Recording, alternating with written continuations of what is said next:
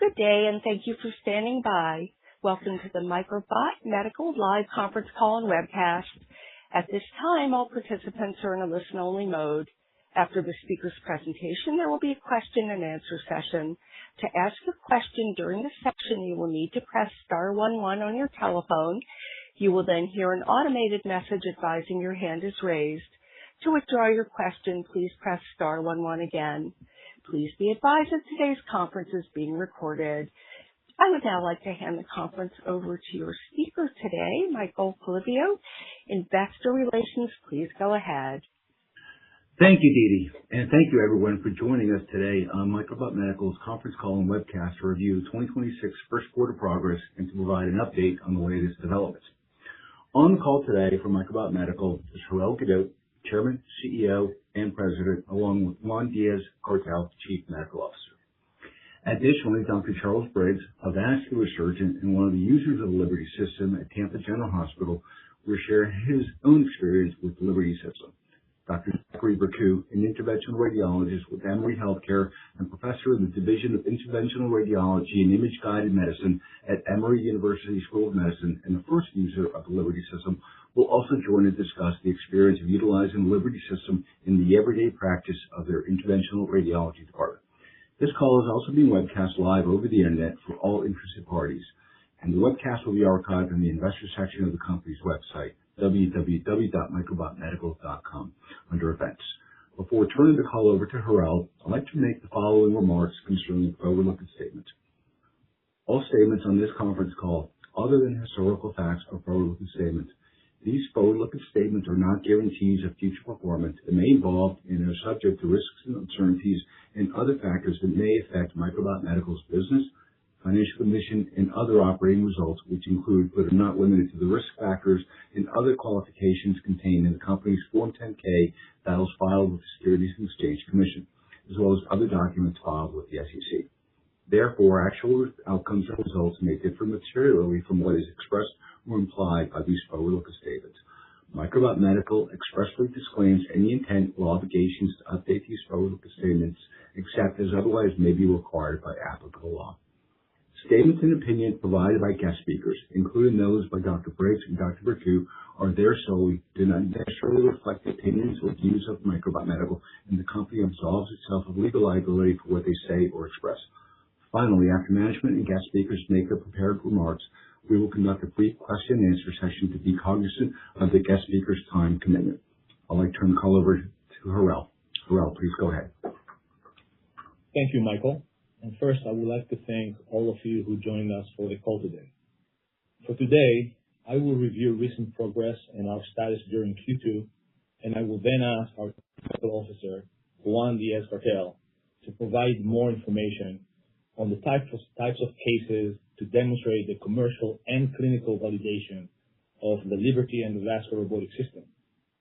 We also have two esteemed guests on the call, Dr. Zachary Berku from Emory University, from their Interventional Radiology Department, who were the first account in the world to adopt the Liberty System, and Dr. Charles Briggs, a vascular surgeon from Tampa General Hospital in Florida, who was the first vascular surgeon in the world to adopt the Liberty and the Vascular Robotic System.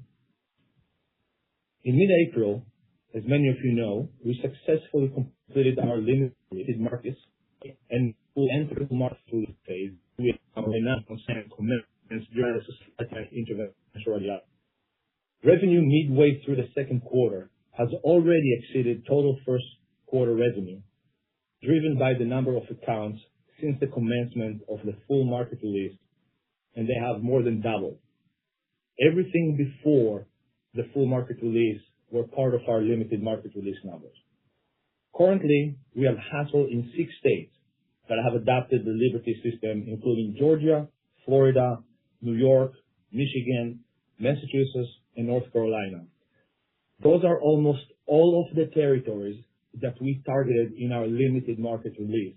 And as we go into the full market release, we will continue expanding. Earlier this month, Boston became the first city and state in which the company has multiple accounts using the Liberty System. And we believe this reflects growing commercial momentum, as historically selling into the Boston area takes more time than in other regions due to longer processes. And for us, within about 4 months to be able to close 2 major accounts in the Boston area, it's a major achievement. We have seen not only new accounts, but recurrent orders from existing accounts, which reflects their satisfaction with the Liberty system. To remind you, for us to be successful, it's not only selling and opening new accounts. It's the combination of both, continuously increasing our pipeline, getting new accounts, and having reorders. We have had success onboarding accounts already in the Southeast, Mid-Atlantic, Northeast, Midwest. This demonstrates that interest from physicians and hospitals is translating into new accounts across key sales territories, including 2 of the 3 sites that participated in our Access PVI pivotal clinical trial, which serves as a strong validation of the added value that it brings. Having accounts that use the product under clinical protocol, saw the benefit, and turned it into commercial adoption, it's a major milestone for us and for any other company. In addition, we believe that recent adoption by 9 societies of the adoption of guidelines to reduce both radiation exposure and physical strain on the operator will serve as a key catalyzer for growth in the near future. Moreover, the breadth of the procedure that have been performed using the Liberty system adds a lot of potential and confidence. We are at the country. We see that physicians value in their practice, in the workflow, to adapt it from the interventional radiologists, as you're going to hear soon, to the vascular surgeons. To further discuss the breadth of procedures, I will ask Juan Diaz-Cartel, our Chief Medical Officer, to provide more information. Juan, the floor is yours. Thank you, Harel. Yeah, so upon commercialization, the Liberty device has been used for a wide variety of procedures, being the most frequent amongst them prostatic artery embolization, or PAE. This is used to treat prostate enlargement. It's estimated that approximately 40 million males in the United States have prostate enlargement that derives into obstruction of the urethra and problems urinating. So this minimally invasive technique is able to treat it without opening the patient. It is important to note that although prostatic artery embolization is being performed by interventional radiologists, this technique has been endorsed recently by the American Urological Association, and it's incorporated in there. It's Liberty in this procedure because it's very anatomically challenging. Navigating the wires and the microcatheters to get into the correct position takes a very long time.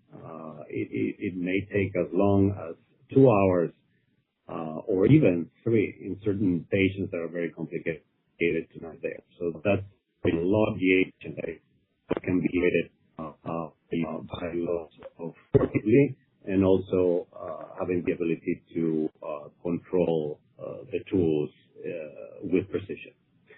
Another type of intervention that Liberty has been used on is genicular artery embolization, and this is part of a group of procedures in the realm of musculoskeletal artery embolizations.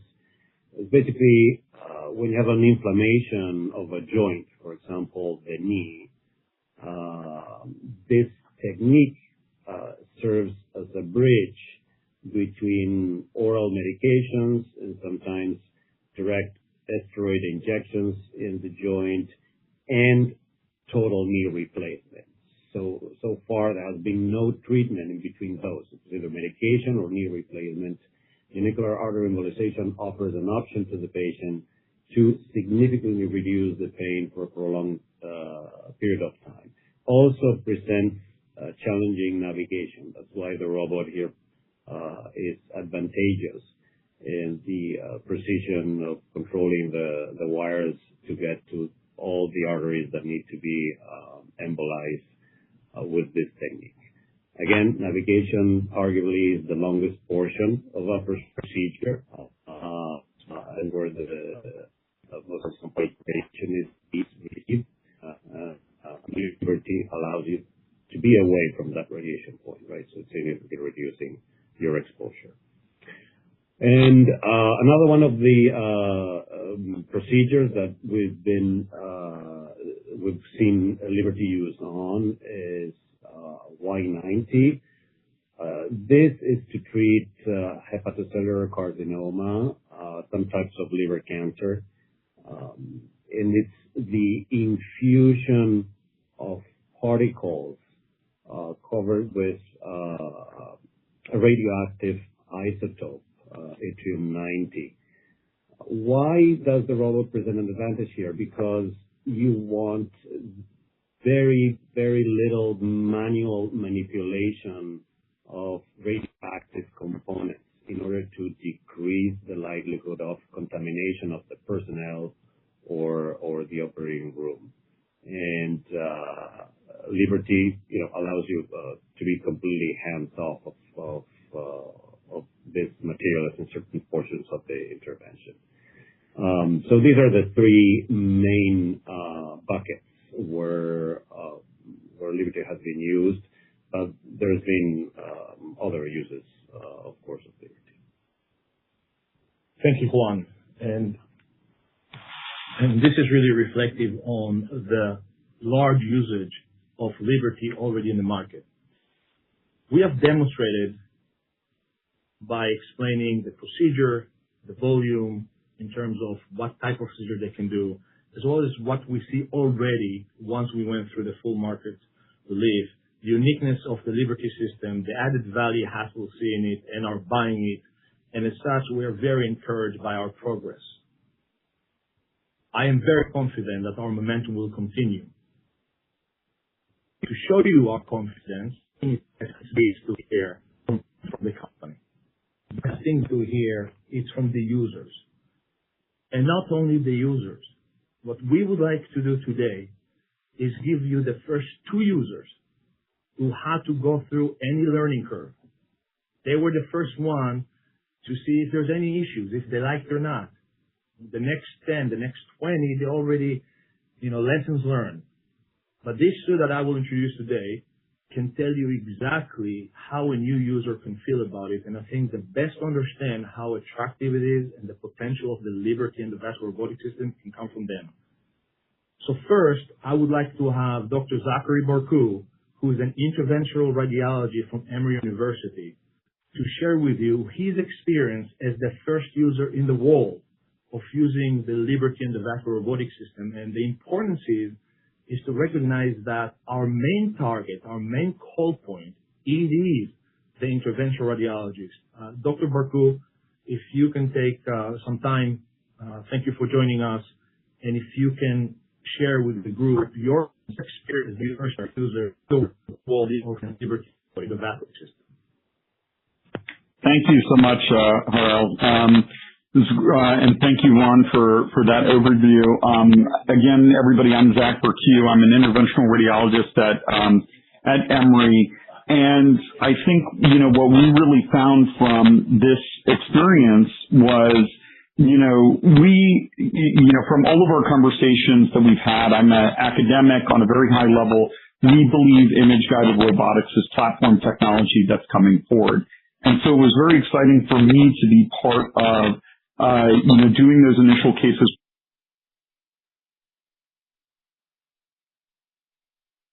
Huge, cumbersome robots that were fixed to a room. And all of a sudden, we have this opportunity to use a robot that's small, portable, that we're able to open up the side that we're going to use the case, open it up as if it's just another microcatheter. And with little more than that, hook it into the room. Hook our microcatheter or microwire. Those are the small tools that we use to navigate that tortuous anatomy that Juan was mentioning earlier. and then basically pick up a controller and start controlling the microwire and the microcatheter. This is so portable that if, in our busy practice, we have a patient that's on that table that where we did the very last robotic case, it doesn't matter. I can take the next robot, go into the other angio suite, and begin to use it for a case. That is not something that ever existed before until this technology came about. So much so that actually we do interventional radiology on 7 different campuses at Emory, and we've already used the robot with different teams of technologists and nurses and interventional radiologists. We've had 4 attendings and 4 trainees who've been exposed to the robot and using it on 3 different campuses. So very facile and straightforward. The bulk of procedures that we have done with it are prostate artery embolizations, and we do them from a transradial approach. So we'll actually go from the left wrist, so the patient goes home same day after giving the prostate.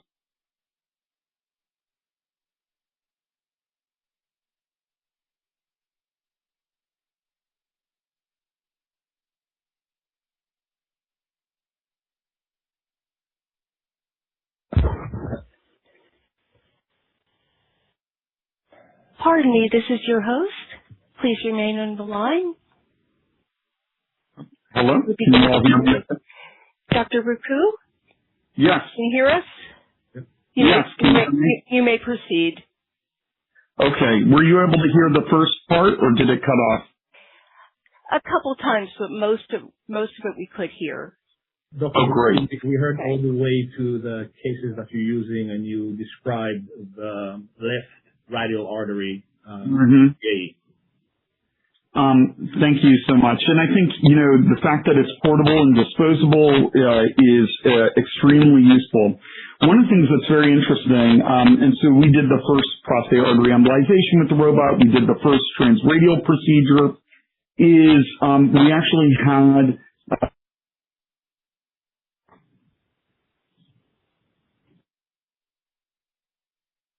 Dr. Ruku? Can you hear us? Can you hear me? Now I'm you sorry. can. You dropped out again. I'm sorry about that. What I was saying is I disclose to all patients use of robotics and just as I do use of AI in different innovative things that we do. And what's interesting is I do that because, the question is, are patients going to be concerned about use of robotics? What we're actually seeing is the opposite. As soon as, there was press about our use of Microbot Liberty at Emory, interestingly, my division director, who's covering the same campus I am today, has been talking about how patients are actually calling Emory and saying, I want the procedure done robotically, that they're seeing this as future forward technology, and that they actually are looking for the institutions that deliver that future forward technology. Anyway, there are a number of different aspects of it that I am happy to talk about in detail, but let me leave it there. I think it's really been an exciting foray, and that's not just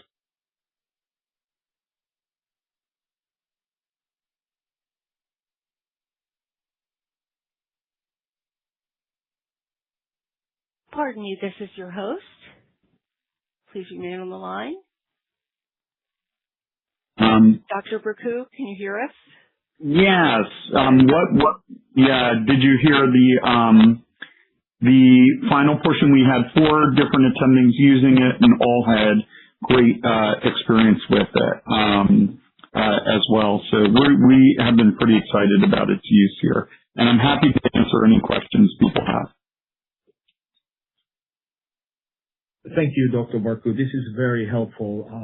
With this, if this is okay with you, if you can stay on the line with us, I would like to have Dr. Charles Briggs, who was the first vascular surgeon in the world to adopt the Liberty endovascular system out of General Hospital. And I would kindly ask Dr. Briggs to share his experience from his, which is a very different practice than the IR, but his experience using the Liberty endovascular robotic system. Dr. Briggs? Sure. Thank you very much, Harel. I really appreciate the opportunity to discuss my experience with the Liberty Microbot system. I'm a vascular surgeon at University of South Florida, Tampa General Hospital, and I've been out of practice now for about 11 years.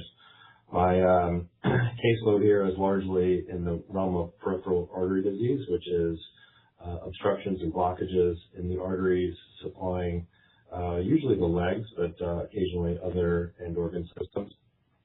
These blockages are usually a composite of calcification and lipid and smooth muscle, and can be quite difficult to cross. And as a result, we spend sometimes hours trying to get wires across these blockages from the same side groin or the opposite side femoral artery or the same side tibial vessel at the level of the ankle. And as a result, the radiation can really build up. And so I've really been looking for a way to reduce my radiation exposure for the last few years.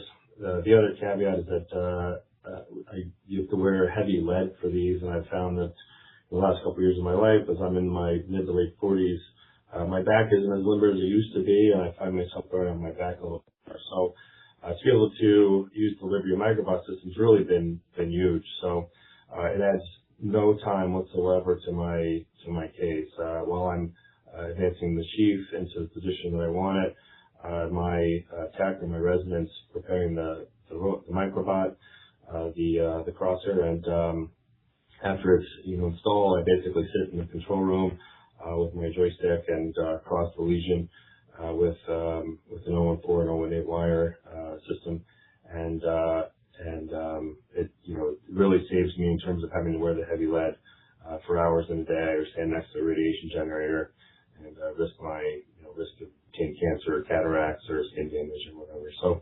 I found that it's gone very well. I've been successful crossing occlusions 90% of the time, and the one that I could not get across actually could not cross by hand either. And so I'll give Microbot a pass on that. But I've been able to cross lesions, and the work that we've been doing here has caught the attention of some other vascular societies, and I plan to speak at some of those later on this fall. It's a very, very, very, there's quite a lot of excitement about this. It's a very popular concept right now, and I've been approached by several colleagues as well to listen to my experience, and I'd say that it's gone very well, and I'm very happy with it. Thank you, Dr. Briggs. To summarize what we heard from the physicians is that the Liberty allows them to stay away from radiation, use the instruments that they need to use to do their procedures. There's no setup time, so it does not interfere with their workflow. Multiple users within the hospitals. We heard that in Tampa, for example, there's both vascular as well as the interventional radiology are using it. We heard that at Emory, it's not only one hospital, but it's in the system. It's in multiple hospitals. All of those are facts that are supporting everything that we as a company very transparently communicated to the market since the day we got the FDA clearance. And it was extremely important for us that you will hear it from the users on their experience, not just from us, but as part of our transparency, you can really listen to them and understand what's happening in the market, how they feel about it. And as you can see already in Q2, that we already more than doubled the accounts that we had in Q1, that we already exceeded the sales already in Q that we had in the entire Q1, that the feedback that we continuously getting on the Liberty and the vascular robotic system is what we expected and beyond. With this, I'd like to open this call for any questions you may have. Great. Didi, will you take the cue then? Sure. As a reminder, to ask a question, please press star 11 on your telephone and wait for your name to be announced. To withdraw your question, please press star 11 again. Please stand by while we compile the Q&A roster.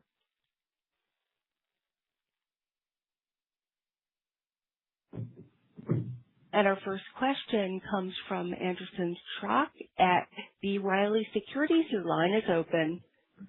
Hi, good afternoon. Thank you both for taking the time today to speak with us and answer our questions.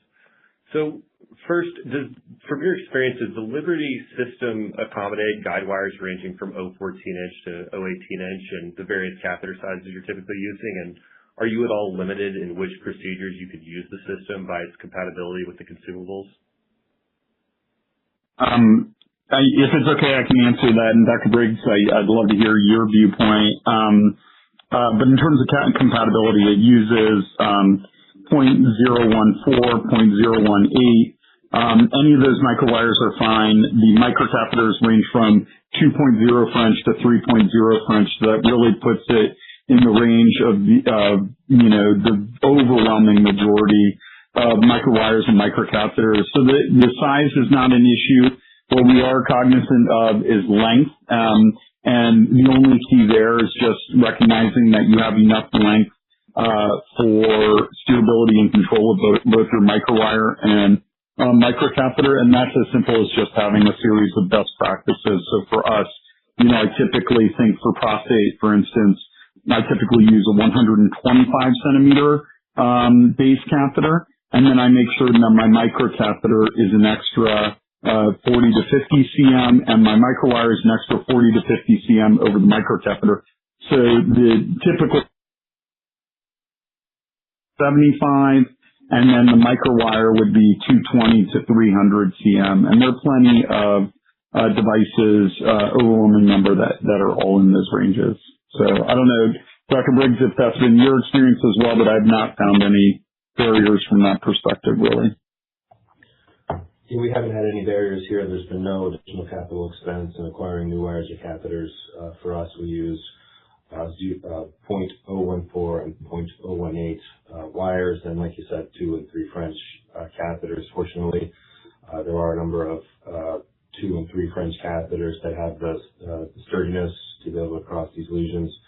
For me, it's typically a 45 centimeter sheath with a 60 centimeter catheter through it, with the Microbot system loaded on either a 150 2 or 3 French catheter with a 300 length 014 or 018 wire. And I haven't had any difficulty whatsoever. And like I said, it's been no additional capital expense.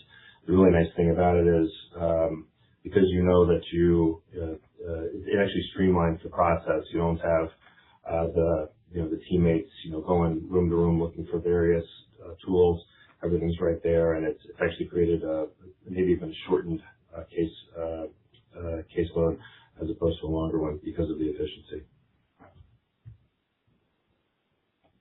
Okay, got it. Thank you. And what does setup time and procedure time look like when using Liberty compared to the traditional manual approach? Does it add time in the setup of the system, or does navigating with the system reduce time to reach the target area?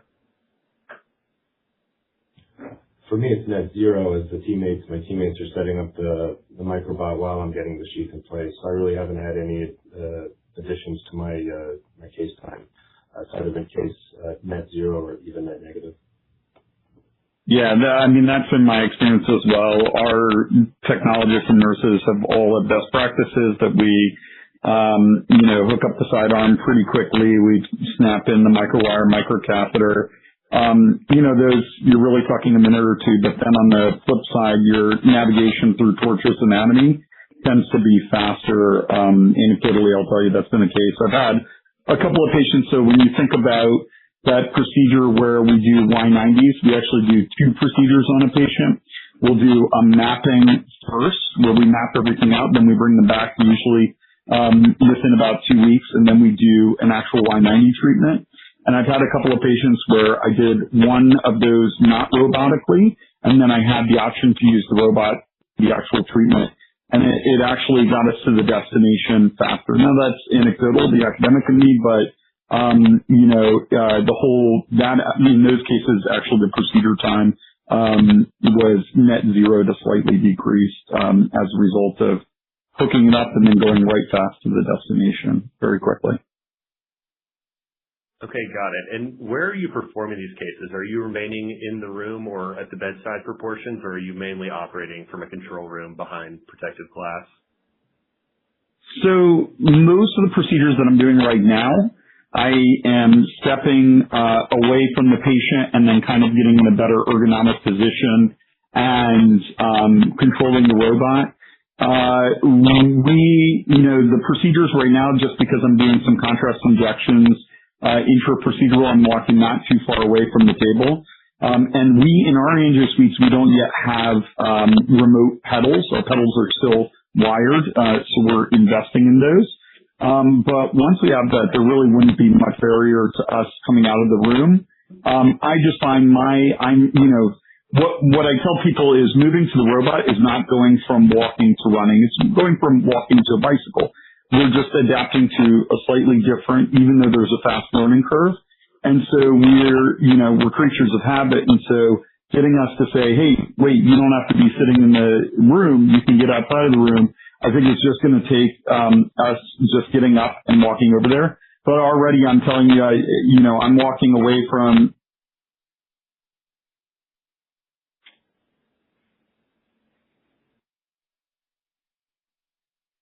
Pardon me, this is your host. Yeah, I think we may have lost Dr. Baku for a moment. If Dr. Briggs wants to answer. Yeah, that's a really great question. So for me, for the first few cases, I was in the room, separated from the radiation generator by a radiation shield, and I was able to sit on a little stool and drive the robot on a side monitor. There really were no complications, adverse or unexpected problems that arose, and so for the last few, while I do leave I do stay scrubbed in. I actually go into a sterile anteroom and drive the robot away from the radiation generator in a sterile anteroom on a monitor. So I've been able to step away, and it's really relieves some of the burden of the radiation. Okay, thank you. And Dr. Briggs, to your knowledge, are there other vascular surgeons in your department using Liberty? And outside of that, are there other departments using the system at Tampa General?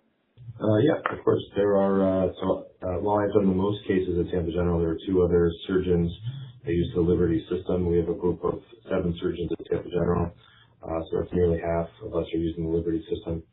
There are interventional radiologists as well that use the system. We share an IR suite, and those guys are using also. To be fair, we also use the Liberty system in the operating room also. So the vascular surgeons are using the Liberty system in both the OR and the IR suite, and our interventional radiologists are using it in their IR suite as well.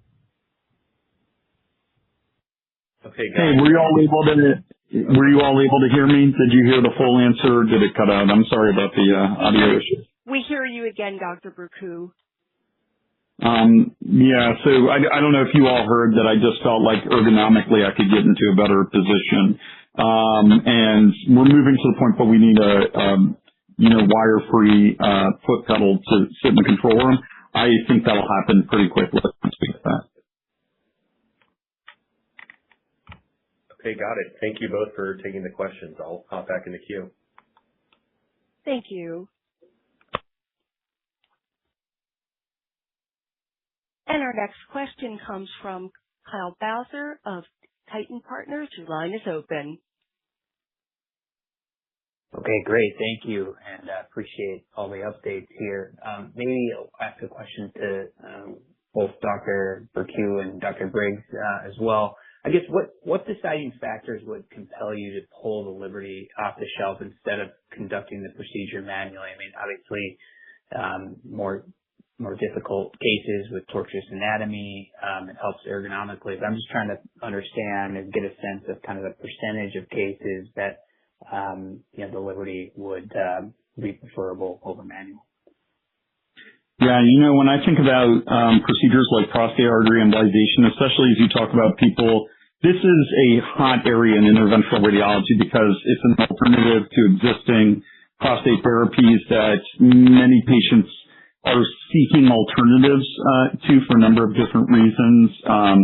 They don't want transurethral. They want something that's a same-day outpatient that doesn't require a catheter in an uncomfortable way through. And, the barrier to these new procedures is experience in navigating tortuous anatomy. And so I think that having technology that catalyzes that process, for many people, we may actually be talking about platform technology that may standardize the procedure.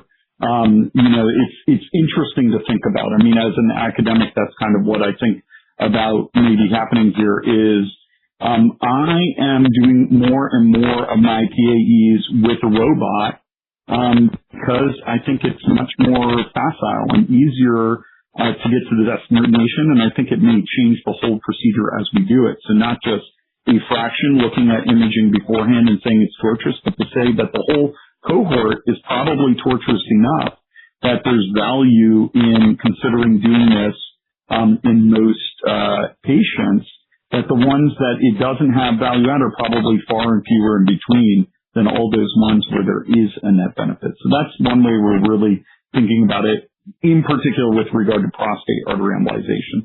Liver-directed would be more, so mapping and Y90 type procedures. I think more about, are we treating something that's out deep into the liver versus something that's more proximal in the liver? That may be where I'm more apt to use it. But I think PAE is really something where we're almost looking at a universal type approach. Hey, Kyle, this is Dr. Briggs, Charlie Briggs. So there is some overlap with interventional radiology, and so I've used it for difficult arterial embolizations, say transmesenteric IMA embolizations for aortic aneurysm endoleak, which is a leak that's developed outside of a stent graft in the treatment of aortic aneurysm, and that's really sort of the Achilles heel of that operation. So these patients undergo lengthy embolization procedures to try to stop the leak around the stent graft. So that's one way in which I've used it.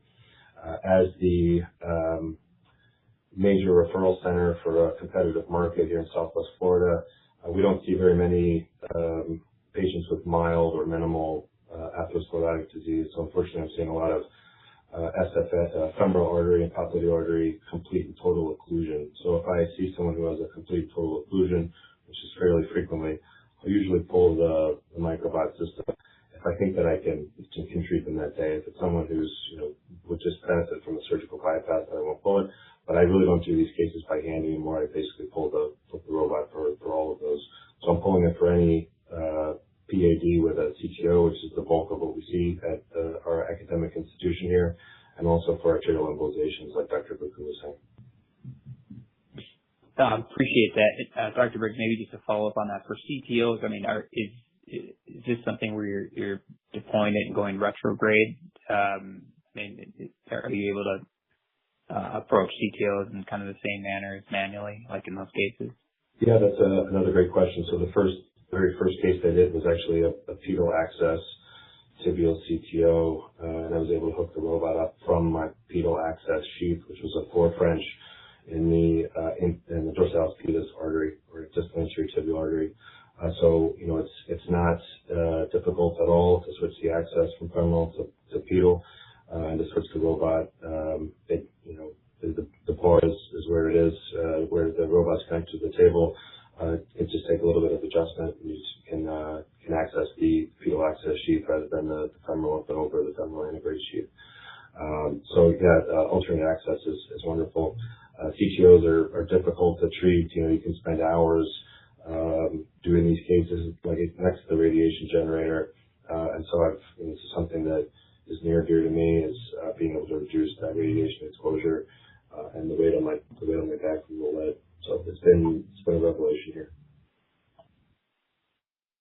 Got it. No, appreciate that. And then maybe just one more to both doctors. I mean, this isn't a traditional robotic system where you've got a big upfront capital outlay that the hospital has to purchase. It's basically off the shelf, and from what I believe, similarly priced to their catheters and guide wires out there. So I guess the question is on cost. Do you get pushback from hospital administrators, or has it been pretty seamless in being able to bring it on? So for us, it was pretty seamless and straightforward to bring it on. I think because it's such a portable under capital budget type device. It was basically like asking for another microcatheter, right, tool or another tool along those lines, rather than asking for capital equipment that's in a huge angio suite. So it goes through a very different pathway. And, we explain that this is something that is really facilitating our ability to treat patients with tortuous anatomy, prostate artery embolization. It made it that it was much easier than, say, if I'd asked for a large robot that gets installed into a room, obviously. The other thing that I think is really interesting that I didn't really think about from the beginning is now patients are actually asking for the place that is doing robotic type procedures. We're starting to see a patient cohort like that. And there are a couple other areas where we're seeing that. I mean, the academic in me says, okay, but let's go by the science. But we do see that there are patients who are just hearing that it's future forward and they're seeking institutions.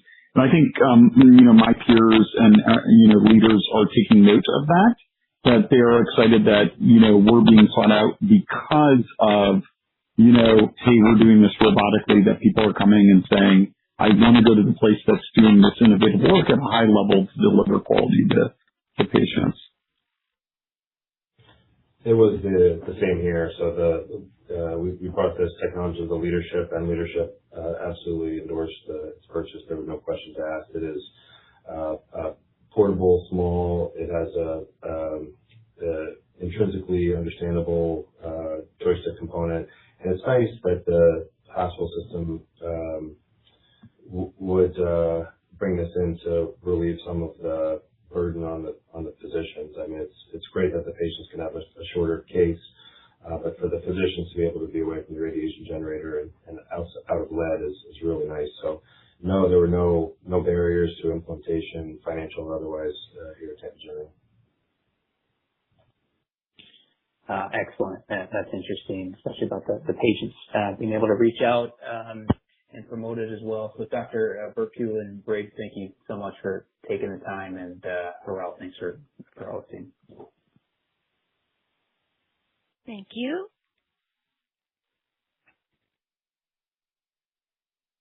And our next question comes from Yi Chen of H.C. Wainwright & Company. Your line is open.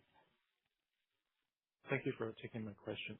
Dr. Briggs and Dr. Burkiw, can you tell us about how many procedures you have performed using Liberty so far? Do you feel Liberty performs better in one type of procedure than others? And have you already adopted Liberty into your routine practice, or are you still in an evaluation period of the Liberty system? Thank you. Yeah, so Dr. Burkiw, we have adopted it into routine practice. We've done 20 cases now, 10 of which were robotic prostate artery embolizations, and 10 of which were other cases, Y90, artery embolization. I really think, for lack of a better way of putting it, I tell people it's a lot like traveling somewhere from the airport is doing these procedures, right? To some extent, the procedure, I'm going to drive to my own local airport, get on a plane, and fly somewhere. All of that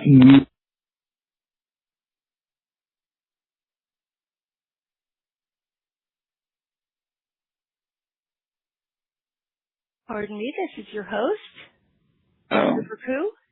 Yes, hi. Sorry. Yeah. You again.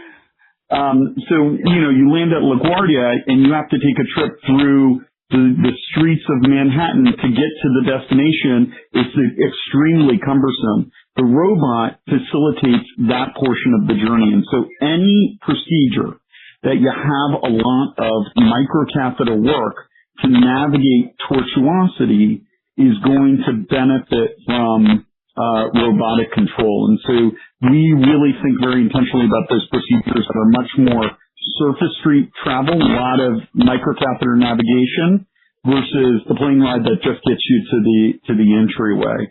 And that's been a fundamental paradigm shift in the way that we think about these procedures.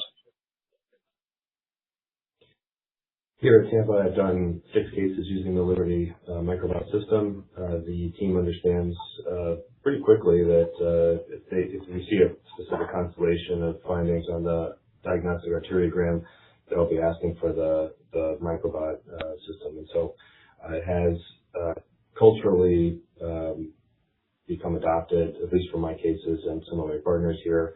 I think that I may have answered their question.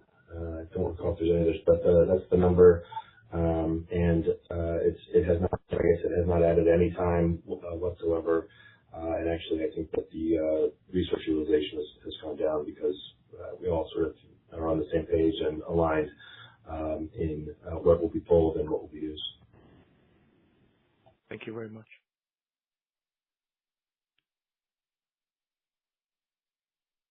Thank you.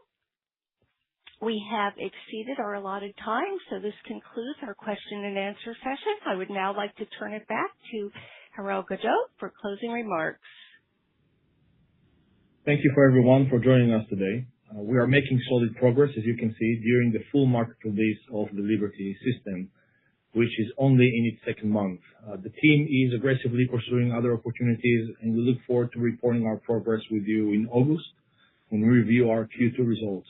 I want to thank Dr. Barku and Dr. Briggs to openly sharing their experience and answering any of your questions. I want to also thank all the people on this call that asked those questions. In the meantime, thank you for our shareholders for their support, to our team for their dedication and effort, and we wish everyone a good remainder of the day. Operator, that concludes today's call. Thank you. That does conclude today's conference call. Thank you for participating, and you may now disconnect.